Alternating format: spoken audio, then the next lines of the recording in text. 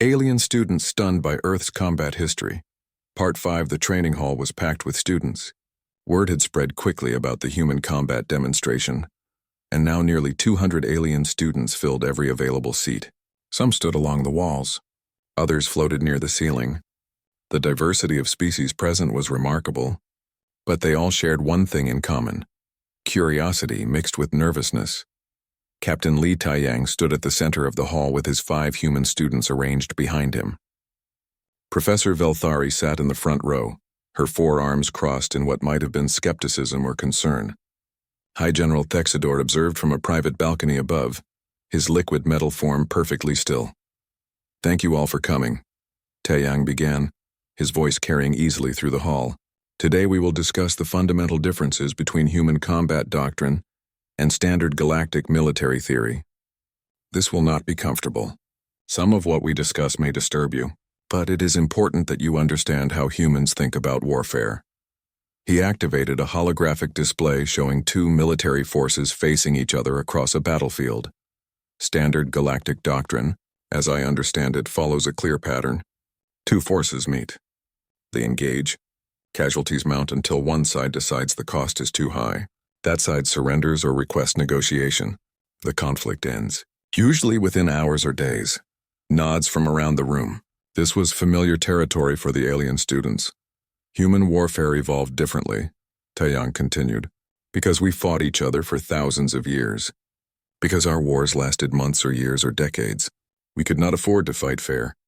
We could not afford to be predictable. We had to be creative, ruthless, efficient. He gestured to Nam Sujin, who stepped forward. "Humans developed something we call combined arms doctrine," Sujin explained. "We do not rely on one type of force or one type of tactic. We combine infantry with armor, with artillery, with air support, with naval forces. We attack from multiple directions using multiple methods at the same time. We create situations where the enemy cannot respond effectively no matter what they do." She pulled up historical examples. The D-Day invasion, where humans had attacked by sea, by air, and on land simultaneously.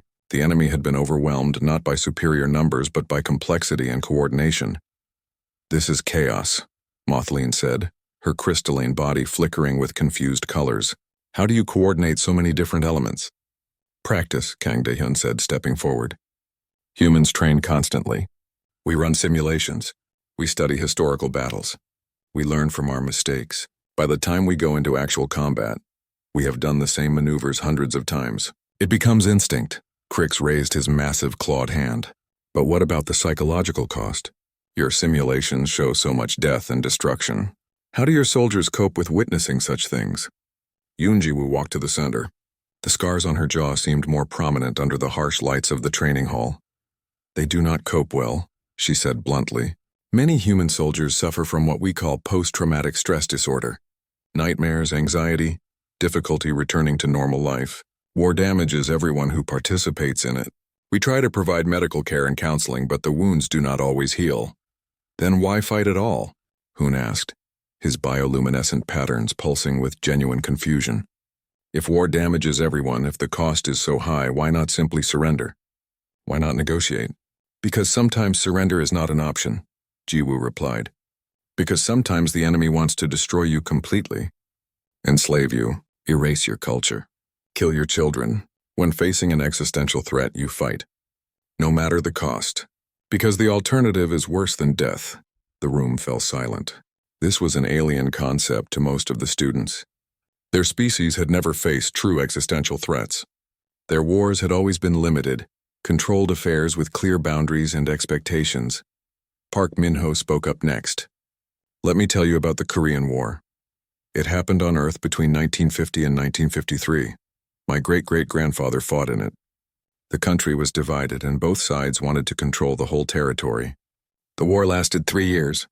Over 5 million people died." He pulled up images of the devastation. Cities destroyed, families separated, refugees fleeing in massive columns. "The war never technically ended," Min-ho continued. "We signed an armistice, not a peace treaty. For decades, families were separated by a border they could not cross. Brothers could not see sisters.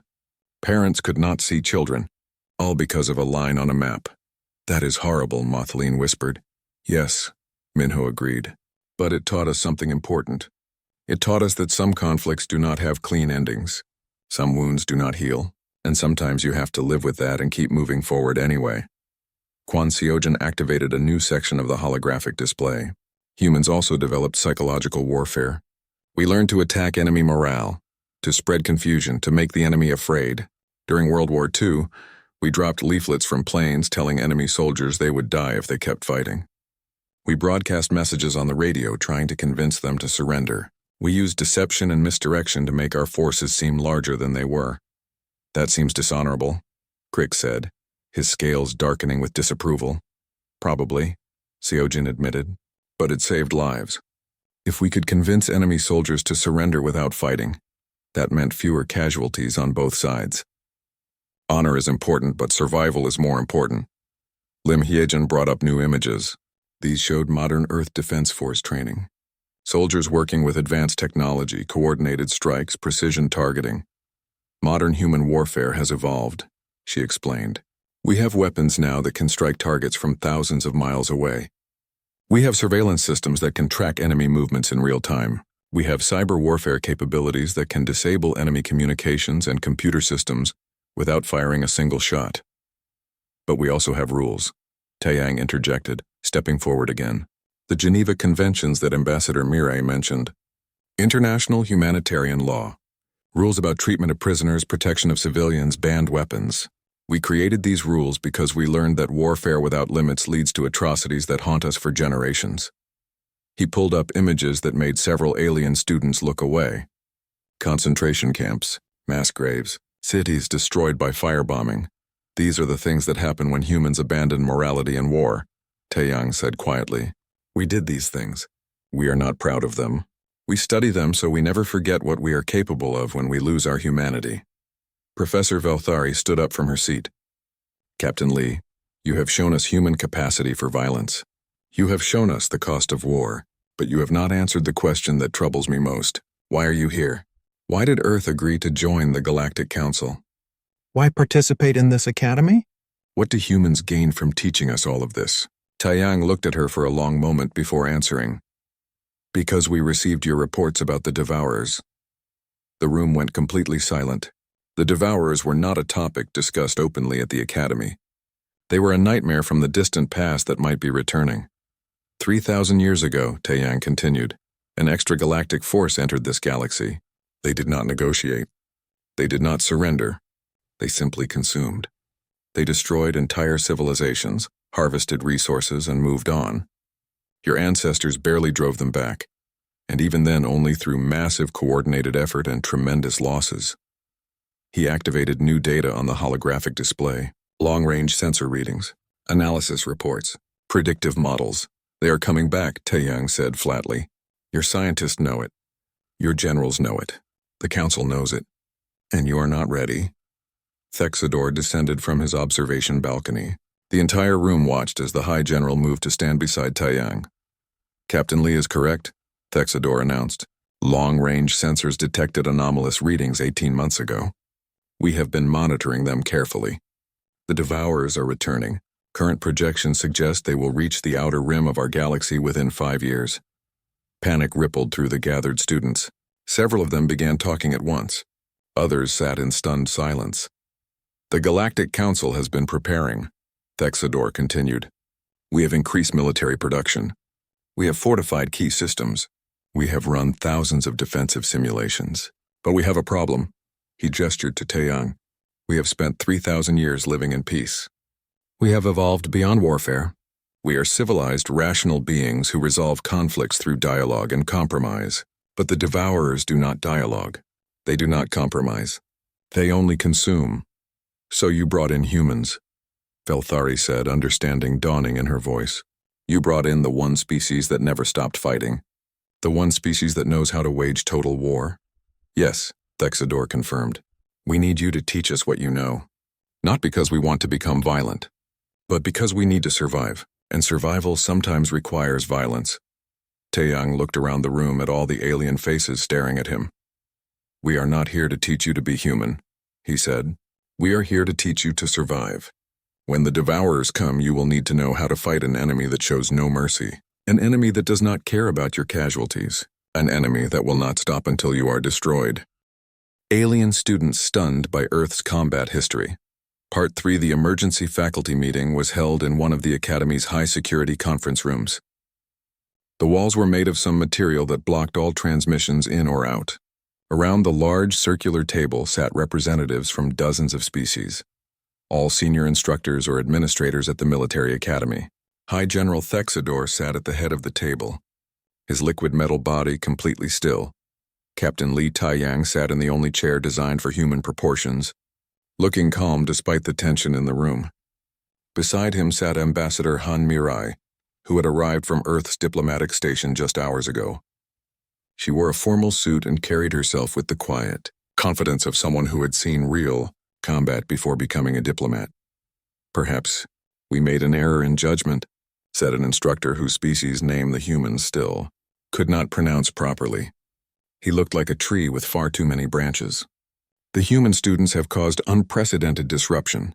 Students are having panic attacks. Some have left the academy entirely. Others are questioning whether they want to continue studying military strategy at all. Because they learned that war can be terrible?" Mirai asked, her voice sharp. "Should we have lied about our history? You could have been less detailed," suggested a luminary council member. Her species was pure energy contained in a crystalline shell that glowed with soft light. "Did you need to show them everything? The atomic bombs? The concentration camps? The mass graves?" "Yes," Taeyang said simply. "Because those things happened. Because they are part of the reality of human warfare. You asked us to share our military history. We did exactly that." Professor Velthari had been quiet since the meeting began. Now she spoke up, her voice tired. "I have been teaching military strategy for 70 years. I have studied conflicts from every known civilization in the galaxy. I thought I understood war. But what the humans showed us today, that is not war. That is something else. That is madness." "With respect, Professor," Mirai said, leaning forward, "it is war. It is what war actually looks like when survival is at stake, when entire civilizations are fighting for their existence, when compromise is not possible and surrender means death or slavery. But the numbers," Velthari said, her antennae drooping, 70 million dead in 6 years. "How is that even possible?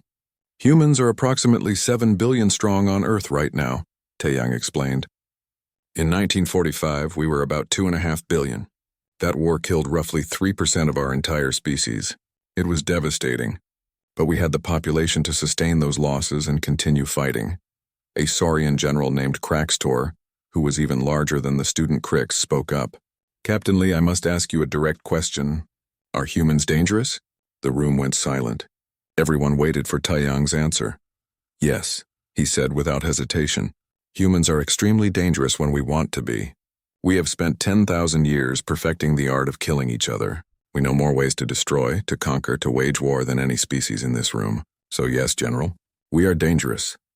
Several aliens shifted uncomfortably in their seats. "But," Mirai added quickly, "we are also disciplined. We have created laws about warfare, rules we follow even when fighting. The Geneva Conventions, the Hague Protocols, international humanitarian law. We established that even in war there are lines we will not cross." "Why?" asked the Luminari. "If you are already killing by the millions, why have rules?" Taeyang and Mirai exchanged glances. It was Mirai who answered. "Because we learned something important through all those wars. We learned that becoming monsters to fight monsters just creates more monsters. We learned that if we abandon all morality in war, we lose the very thing we are fighting to protect, our humanity." "Can you give an example?" Velthari asked.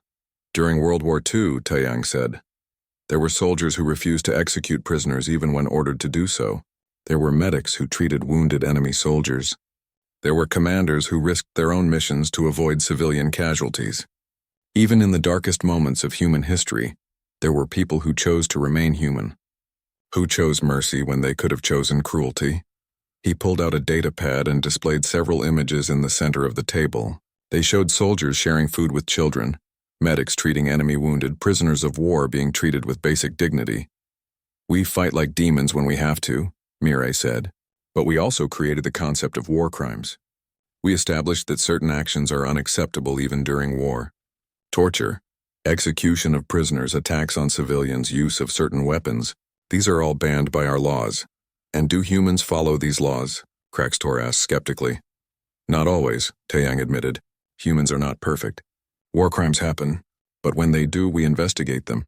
We prosecute our own soldiers who break these rules. We try to hold ourselves accountable. This is all very interesting, Thexador said, his liquid metal body rippling slightly, but it does not solve our immediate problem. The students are traumatized. The faculty is concerned. Some are calling for the human program to be ended entirely. That would be a mistake, said a new voice from the doorway. Everyone turned to see Crix entering the room. The Saurian student should not have been at this meeting, but no one moved to stop him. He walked to the center of the room and stood at attention. Student Crix, Thexador said, his tone warning. This is a faculty meeting. I know, General, but I need to say something. Crix looked around the table at all the assembled aliens. When the humans first showed us their history, I was horrified. I wanted to leave. I could not understand how any species could be so violent and still survive. He turned to face Taeyang and Mirai, but then I went back to my quarters and I did something. I researched. I read human history. Not just the wars, but everything around them. The art, the literature, the philosophy. And I found something strange. What did you find? Velthari asked.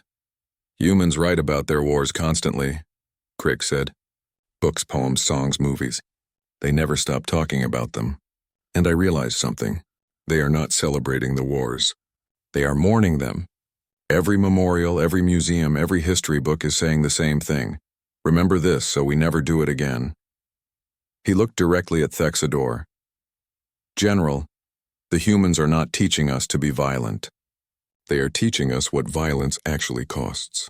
Every other species here can afford to be naive about war because we have never really experienced it. But the humans have. They know exactly how terrible it is, and they are trying to make sure we understand that before we ever have to experience it ourselves. The room was quiet for a long moment. The student makes a good point, Velthari said slowly. Perhaps we have been too comfortable. Our wars lasted days or weeks, our casualties numbered in the dozens or hundreds. We think we understand military strategy, but we have never truly been tested. Are you suggesting we need humans to teach us how to wage war properly? The tree-like instructor asked, sounding disturbed. No, Velthari said.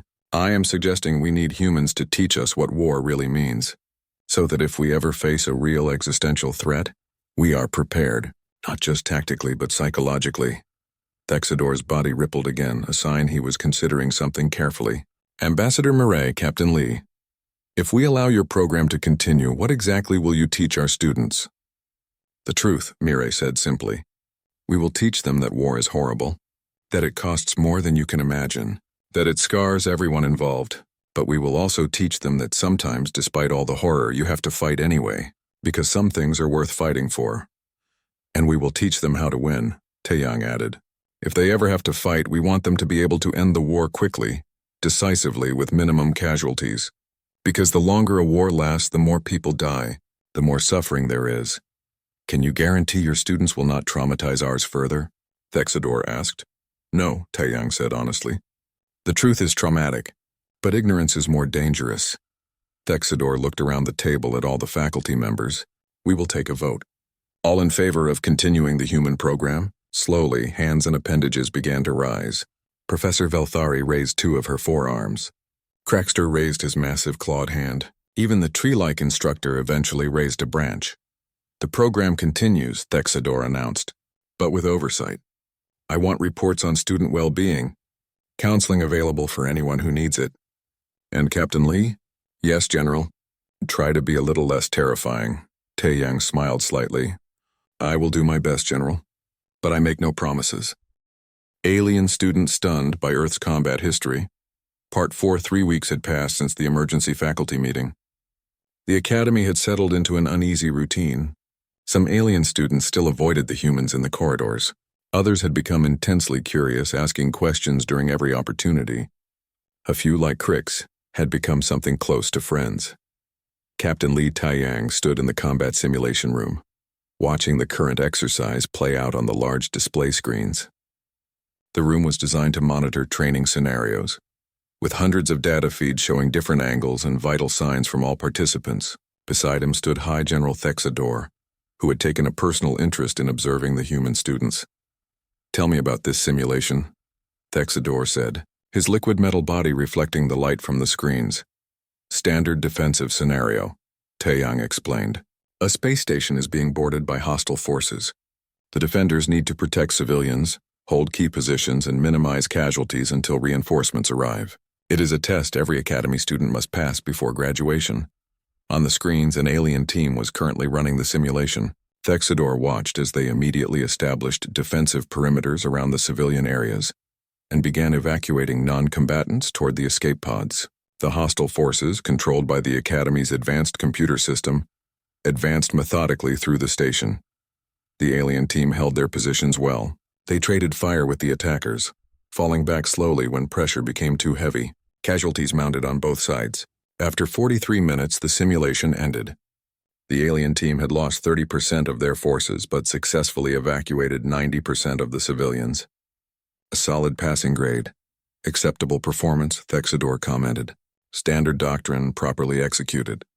"They did well," Taeyang agreed. "By galactic standards." Thexador's body rippled with what might have been amusement. "And by human standards?" "They were too predictable, too focused on defense. They reacted to enemy movements instead of dictating the terms of engagement. But they accomplished the mission objectives, which is what matters." "I want to see your team run the same scenario," Thexador said suddenly. Taeyang looked at him. "General, you have been teaching theory for weeks, showing history, explaining tactics, but I want to see humans actually fight, or at least simulate fighting. Can you arrange this?" "Of course, when?" "Now." Taeyang pulled out his communication device and sent a quick message to his students. Within 15 minutes, Park Minho, Nam Sujin, Kang Daehyun, Kwon Seojin, and Lim Hyejin had arrived at the simulation room. They looked curious but not concerned. "We are running the station defense scenario," Taeyang told them. "Full simulation, non-lethal weapons mode. The general wants to observe." "Understood, Captain," Minho said. The others nodded. "Can we review the station layout first?" Sujin asked. "You have 5 minutes to study the map," Thexador said. "The same advantage every team receives." The humans gathered around a holographic display of the station.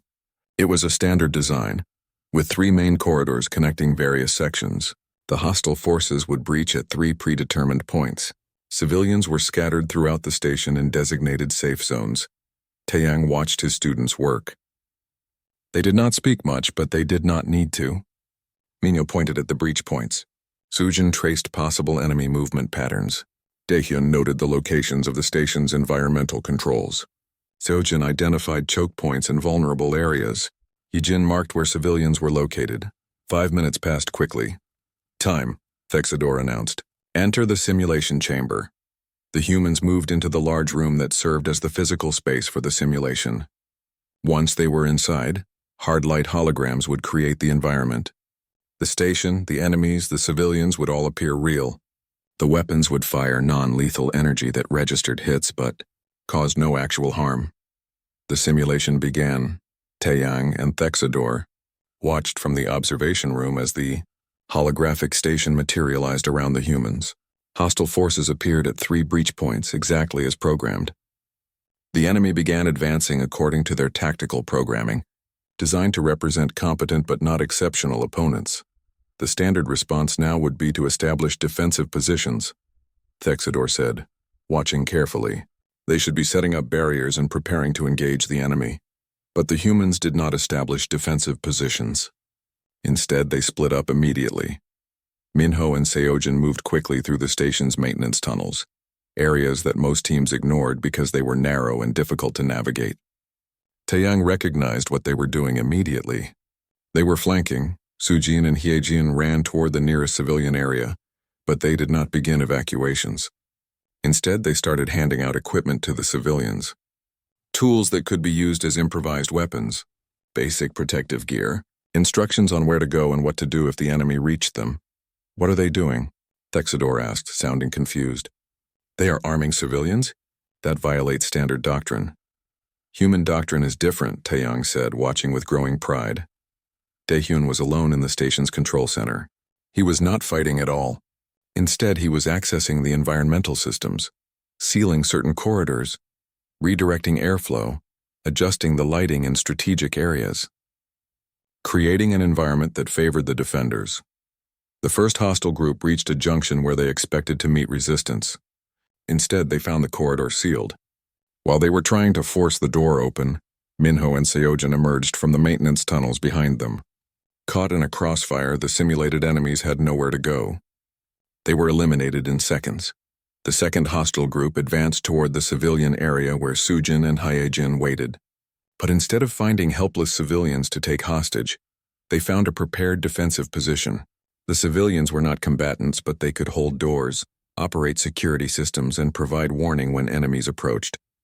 The hostile forces were slowed, confused, and vulnerable. Sujin and Hyejin picked them off methodically. The third group made the most progress, reaching deep into the station. They were advancing toward the main command center when Daehyun did something unexpected. He vented all the atmosphere from that section of the station for exactly 12 seconds. The hostile forces, not expecting such a drastic move, were caught without proper preparation. When the air returned, they were disoriented and weakened. Then the lights went out. In the darkness, a single human moved through the corridor. Taeyang recognized Daehyun's silhouette on the infrared display. The young man had equipped himself with night vision gear before entering the darkened section. He moved from enemy to enemy, neutralizing them before they could react. 18 minutes after the simulation started, it ended. All hostile forces eliminated, 0 human casualties, all civilians safe and accounted for. Thexidor stared at the screens in silence. His liquid metal body had gone completely still. That was, he started, then paused. That was not standard doctrine. No, Taeyang agreed. It was not. They took risks. Daehyun venting the atmosphere could have killed him if his timing was wrong. Minho and Seojin operating alone were vulnerable to being surrounded. Sujin and Hyejin could have gotten civilians killed by involving them. Yes, Taeyang said. They took calculated risks. They assessed the situation, identified opportunities, and executed a plan that achieved total victory in minimum time. The humans emerged from the simulation chamber, talking quietly among themselves. They looked calm, almost casual. This had not been difficult for them. Thexidor approached them. Your performance was unusual. Did we fail the scenario? Minho asked, genuinely curious. No, you passed, with perfect scores in all categories. But your methods were unorthodox. We solved the problem, Sujin said simply. The goal was to protect civilians and eliminate the threat. We did both. Crix had been watching from the observation room. He came down to the simulation chamber, his scales bright with excitement rather than fear. That was incredible, he said. I have run that scenario 5 times. My best time was 37 minutes with moderate casualties. You did it in 18 minutes with 0 casualties. How? We did not play defense, Daehyun explained. Defense means reacting to what the enemy does. We wanted to control what the enemy could do, force them to react to us, but you separated, Crix said. Standard doctrine says maintain unit cohesion. Stay together for mutual support. Human doctrine is more flexible, Hyejin said. We trust each team member to operate independently when necessary. Splitting up gave us more options and allowed us to attack from multiple angles. Other alien students had gathered now, drawn by the commotion. Mothleen was there, her crystalline body shimmering with curious colors. Hoon floated nearby, his bioluminescent patterns showing intense interest. Could you teach us to fight like that? Mothleen asked quietly. Taeyang looked at Thexidor, waiting for the general's permission. Thexidor's body rippled slowly. That is why they are here, is it not? To teach you what they know. Captain Lee, you have my authorization to begin practical combat training. Show them how humans actually fight. Understood, General, Taeyang said. He turned to face the gathered alien students. First lesson, he said. Alien students stunned by Earth's combat history. Part 1, the transport shuttle docked with Concordia Prime at exactly 0800 hours. Captain Lee Taeyang stepped off the ship and looked around the massive space station that would be his home for the next year.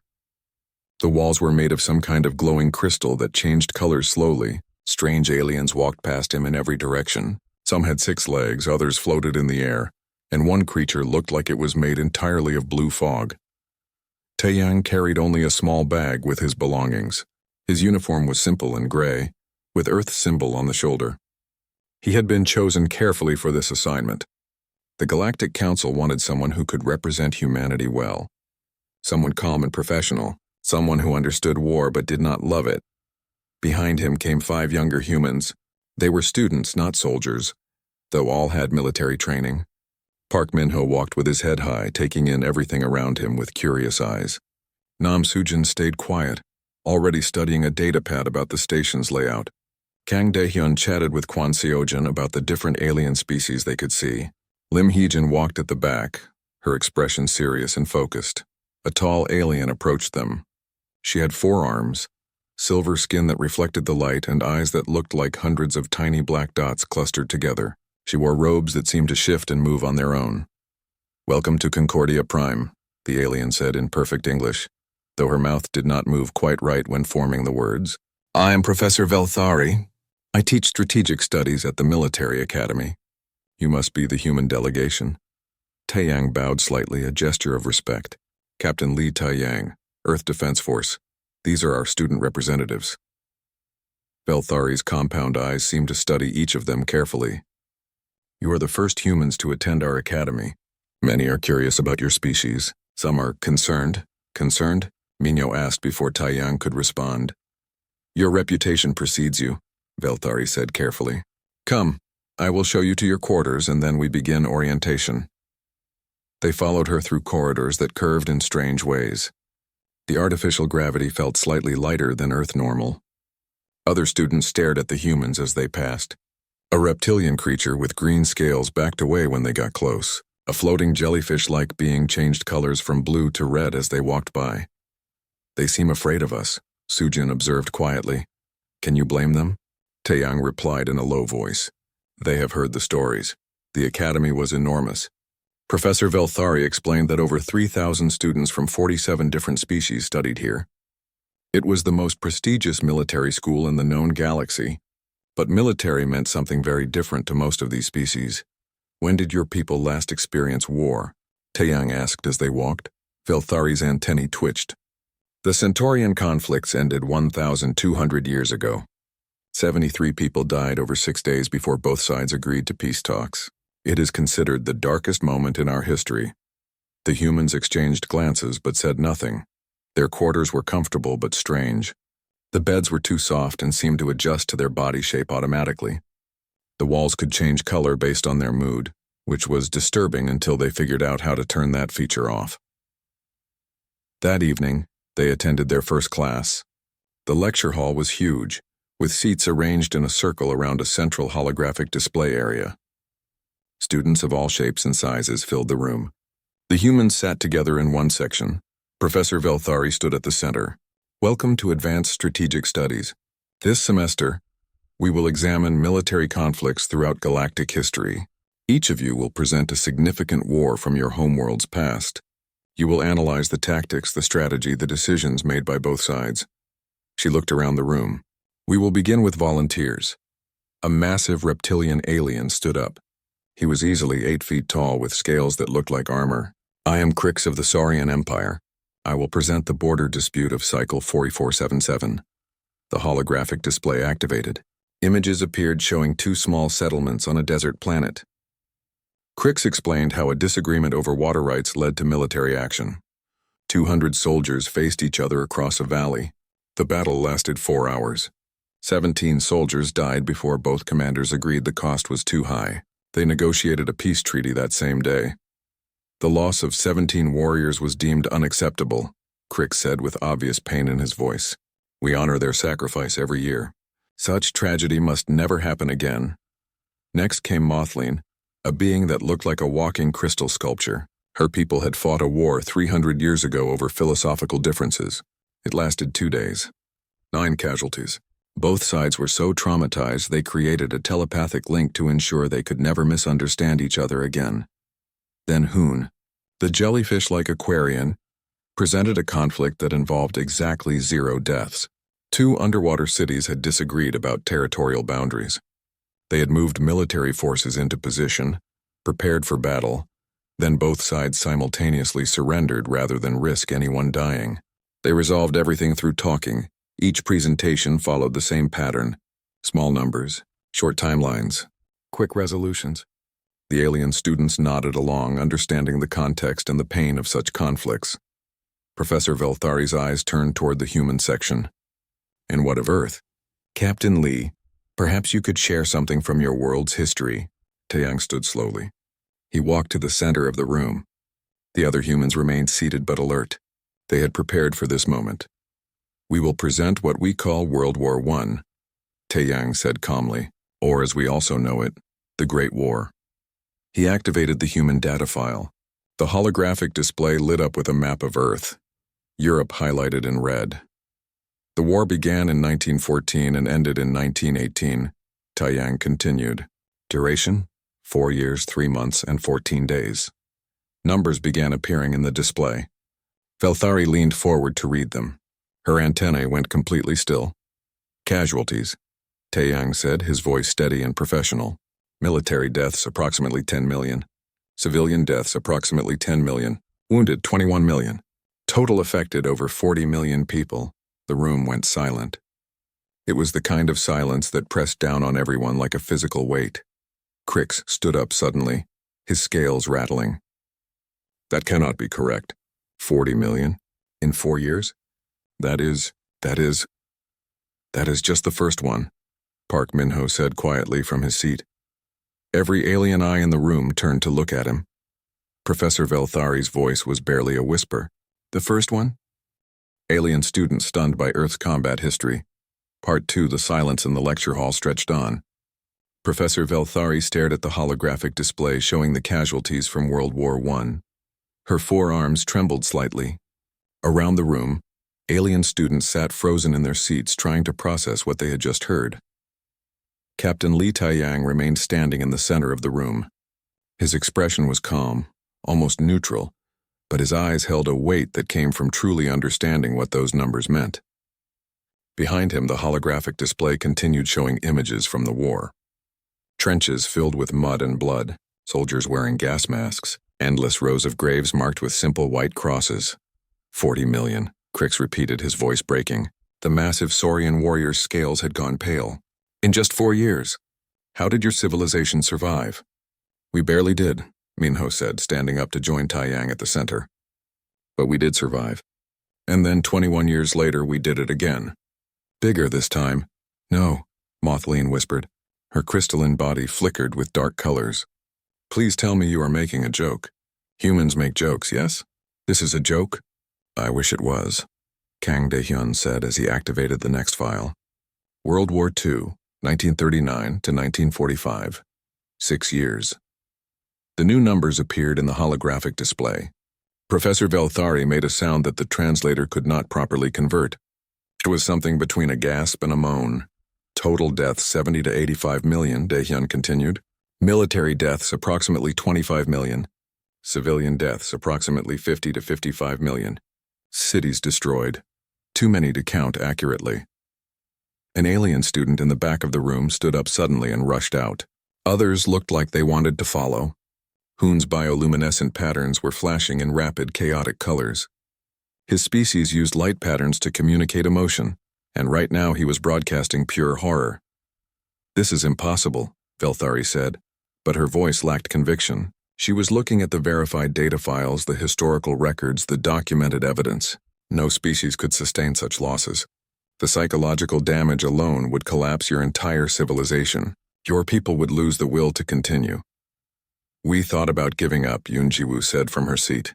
She had been quiet until now, but something in the professor's words had touched a nerve. She stood and walked to join the others. Many times. But we did not. We kept fighting because we believed we had to. Because the alternative was worse, she pulled up new images.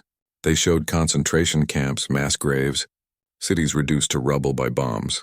In this war, we discovered that humans could do more than just kill each other in battle, Ji-woo said, her voice tight with controlled emotion. We discovered we could be systematic about it. Industrial. We built factories designed for killing. We created weapons that could destroy entire cities in seconds. The holographic display showed a mushroom cloud rising over a Japanese city. That is an atomic bomb, Taeyang explained. In 1945, we dropped 2 of them. The first killed approximately 70,000 people instantly. The second killed approximately 40,000 instantly. Many more died later from radiation poisoning. Crick sat down heavily, his legs no longer able to support him. You destroyed your own cities? Your own people? Different cities, Taehyun clarified. We were at war with Japan. Those were Japanese cities, Hiroshima and Nagasaki. But they were still humans, Mothleen said. Still your species. How could you? The room fell silent again. It was Nam Sujin who finally answered. She had remained quiet throughout, but now she stood and walked to the center. Because we were afraid, she said simply. Because the war had gone on for so long. Because we had already lost so many people. Because we convinced ourselves that killing more people quickly would save lives in the long run. Because humans are very good at justifying terrible things when we are scared. She looked around the room at all the alien faces staring at her. You want to know how we survived? We survived because we are stubborn. Because we refuse to quit even when quitting makes sense. Because we have this strange ability to look at horror, acknowledge it, and then keep moving forward anyway. Professor Velthari had sat down in one of the student seats. She looked smaller somehow, less authoritative. How many wars has Earth experienced? She asked quietly. That depends on how you define war, Cho Junho said, standing up. If you mean major conflicts involving multiple nations and lasting more than a year? Hundreds. If you include smaller wars, civil wars, rebellions, and regional conflicts? Thousands. He pulled up a timeline of human history. The holographic display showed Earth from ancient times to the present. Red marks appeared wherever wars had occurred.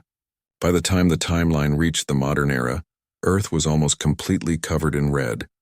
We have been fighting since the beginning of recorded history, Junho continued. Sometimes we fought over resources, sometimes over religion, sometimes over ideas, sometimes just because we hated each other. He zoomed in on different periods. The Mongol conquests in the 13th century killed approximately 40 million people. That was about 10% of the entire human population at the time.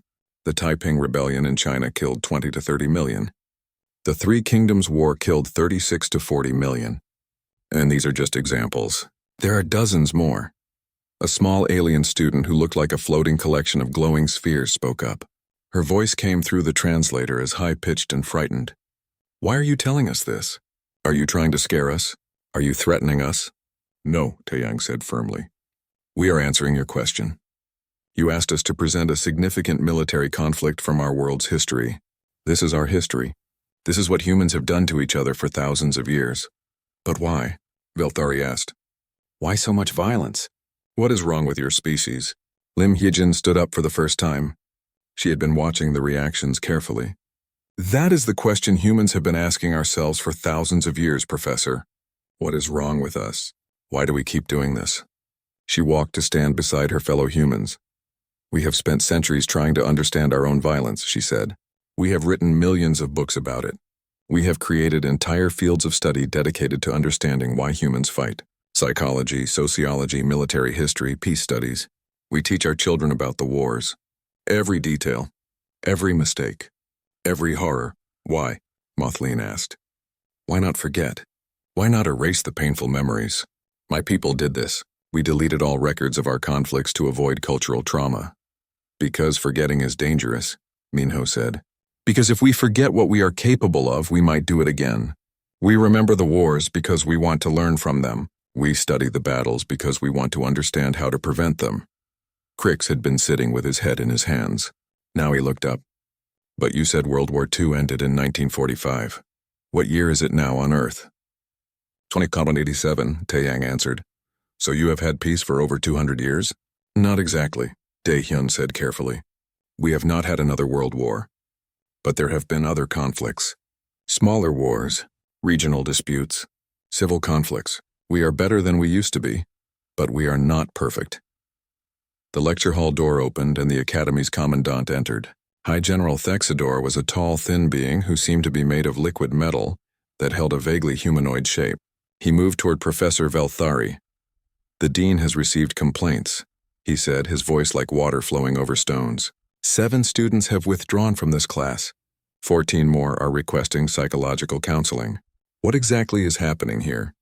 Velthari gestured weakly at the holographic display, which still showed the timeline of human wars. They are teaching us their history. Thexidor looked at the display. His liquid metal body went completely still.